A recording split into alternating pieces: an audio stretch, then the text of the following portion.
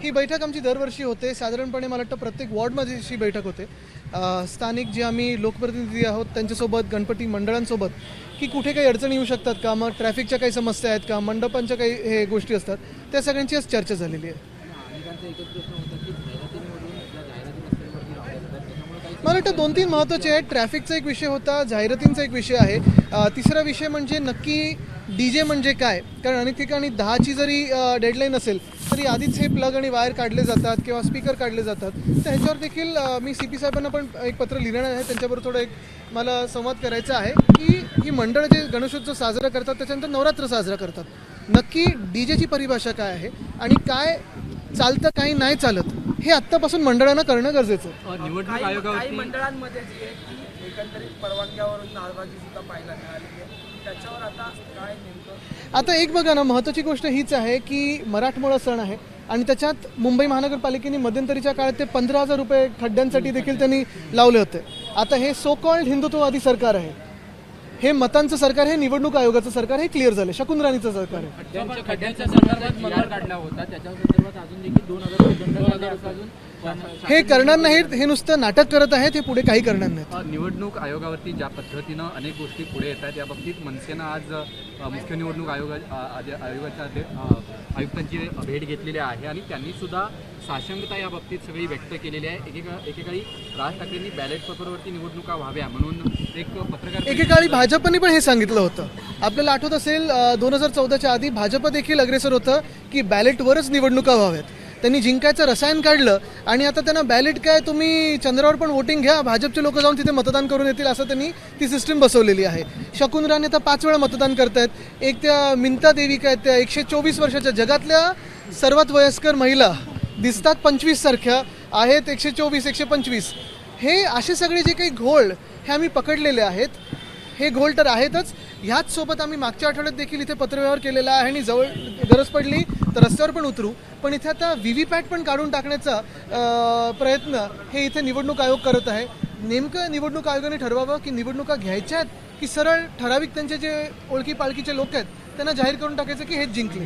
ज्या पद्धतीनं आंदोलन झालं तशाच पद्धतीचं आंदोलन महाराष्ट्रात देशभरात होणार. पण मुख्य निवडणूक आयोग हे दिल्लीत बसतं. निर्लज्जपणा हा दिल्लीतून होतो म्हणून तिथे झालं. आदित्यजी, जलजीवन योजनेअंतर्गत जो कंत्राटदार होते त्यांनी सांगलीत एकाने जी ती आत्महत्या केली होती. आता या संदर्भातलं पत्र माझ्या हाती आलं आहे. एकीकडे केंद्र सरकारने पैसे द्यायला हात वरती केलेले आहेत. 35,000 कोटींची थकबाकी राज्य सरकारकडे फाईल आली. वित्त विभागाने सुद्धा ती फाईल डावलून दिलेली. 35,000 कोटींचं कंत्राट. असंच तुम्ही माहिती काढा, PWD मध्ये देखील आहे. आमच्याकडे वरळीमध्ये BDD आहे, पोलीसच्या सगळे क्वार्टर्स आहेत, तिथे स्वच्छता असेल किंवा इतर काही दुरुस्तीची कामं असतील. कॉन्ट्रॅक्टर हल्ली कोणी पुढे नाही काम घ्यायला का, तर सरळ सांगतात तुम्ही थकबाकी ठेवता, तुम्ही पैसे देत नाहीत. हे आहेत. म्हणजे आता सुनील शिंदेजी इथे आहेत, मी आहे, आम्ही दोघे जेव्हा ते ऑफिसमध्ये जातो की हे काम नाही झालं, ते काम नाही झालं, अधिकारी सरळ आम्हाला सांगतात की साहेब कॉन्ट्रॅक्टर कोणी टेंडर भरत नाहीये का, तर पैसे वेळेवर दिले जात नाही. संपूर्ण महाराष्ट्रामध्ये आपण पाहतोय खोके काही लोक बॅग घेऊन वगैरे बसतात, पण कॉन्ट्रॅक्टर्स जे खरोखर कॉन्ट्रॅक्टर्स आहेत, लाडके कॉन्ट्रॅक्टर्स नाही, खरे कॉन्ट्रॅक्टर्स, त्यांना पैसे मिळत नाही. ठाणे महापालिकेनं अनधिकृत बांधकामांचा दंड जो आहे हा घेणार नाही, तो माफ केलेला आहे. अशा पद्धतीचं परिपत्रक नगर विकास खात्याकडनं काढलं गेलं. कशा पद्धतीनं बघताय तुम्ही? मला वाटतं एक महत्त्वाचं ह्याच्यात की अनधिकृत बांधकाम ही एक गोष्ट झाली.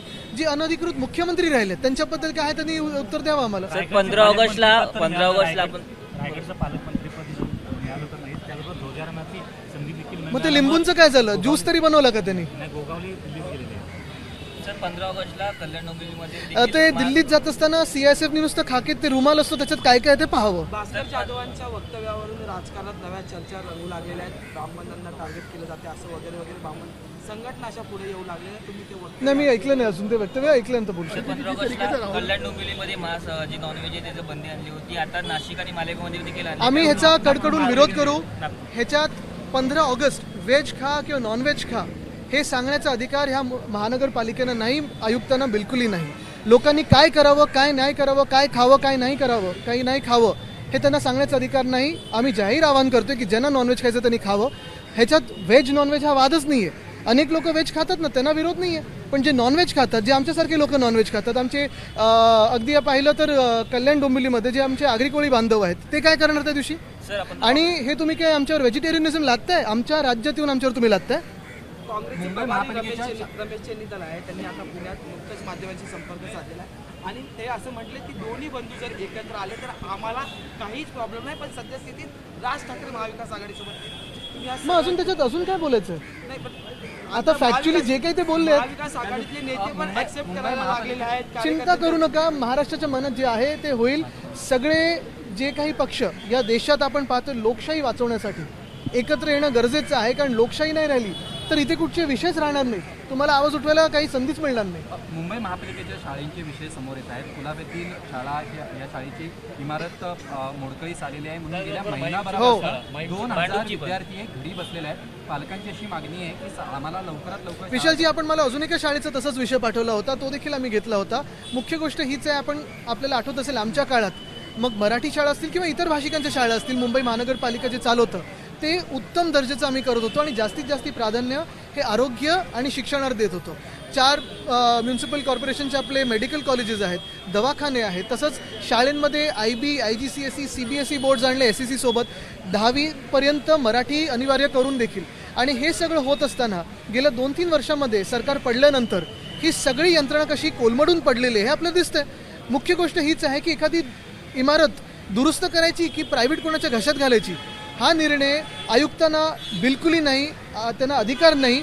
मुंबई महानगरपालिकेची निवडणूक झाल्यानंतर लोकप्रतिनिधी आल्यानंतर हे सगळं ठरवलं जाईल आणि मुंबई हिताचं ठरवलं जाईल. औरंगजेबाचं उदात्तीकरण केलं होतं त्यामुळे खाण्याजवळ होणार आहे. खरं तर ज्यावेळेस शिवसेना किंवा कोणीही आंदोलन करतात तेव्हा गुन्हे दाखल केले जातात. जैन धर्मियांनी आंदोलन केलं, चाकू हातात. आमचं म्हणणं एवढंच आहे, तिकडचे स्थानिक जे कोण आजूबाजूचे रहिवासी आहेत त्यांचं म्हणणं देखील लक्षात घ्यावं. अजित तरीके से देख रहे हैं कि लगातार राहुल गांधी वोट से आवाज उठा रहे हैं. राहुल गांधी ने कहा है कि हम कॉन्स्टिट्यूशन को प्रोटेक्ट कर रहे हैं. बिल्कुल प्रोटेक्ट कर रहे हैं, क्योंकि वोट चोरी हम सिर्फ हवा में कुछ बात नहीं कर रहे हैं. बहुत सारे ऐसे लोगों को हमने दिखाया है, जो वो आदित्य श्रीवास्तव है, शकुन रानी है, मिंता कोई देवी है. मिंता देवी दुनिया में सबसे बुजुर्ग लेडी देश में, 124 साल की. फोटो कुछ अलग दिख रहा है, ये इनकी उम्र कुछ अलग दिख रही है.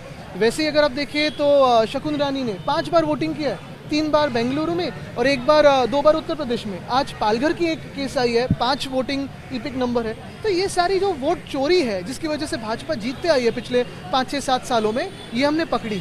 और इस पे कोर्ट में जाने की जरूरत नहीं है, क्योंकि कोर्ट में भी कल ईसी ने कहा है आपको भी ये दस्तावेज नहीं देंगे. तो क्या ईसी कोर्ट से भी ऊपर है? हम तो कह रहे हैं कि हम सारे लोग जो है ये जनता से चुन के आए हैं और हमारा अधिकार है, ये हक बनता है कि चुनाव आयोग हमें जवाब दे. क्यों हम इधर उधर जाएं?